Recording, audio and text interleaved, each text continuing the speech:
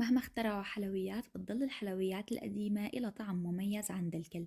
حلا الخشخش من أوائل الوصفات اللي انشهرت على السوشيال ميديا وكانت ترند وكل الناس بتحبها. اليوم رح نعملها مع بعض. بدي كيس من الشعرية الباكستانية، ما رح نحتاج الكيس كله. كسرت الشعرية تكسير ناعم وحمصتها بالمقلاية على حرارة المقلاية بدون لا زيت ولا سمنة لحتى يصير لونها ذهبي.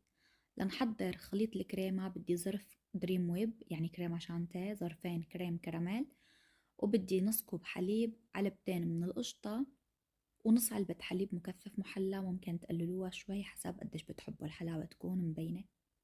بخلط كتير منيح، وبأي قالب أو صينية بايركس منصف بسكوت ومنسقيه بالحليب. وبعدين بنعمل الطبقات: كريمة شعرية باكستانية بسكوت، كريمة شعرية باكستانية بسكوت، هيك لحتى تخلص عندي كل الكمية. وببردها ليلة كاملة بالبراد لتعطيني أحسن نتيجة وأطيب طعم وأرطب طبقات. حلا كتير طيب وسهل، لازم تجربوه ولا تنسوا اللايك للفيديو.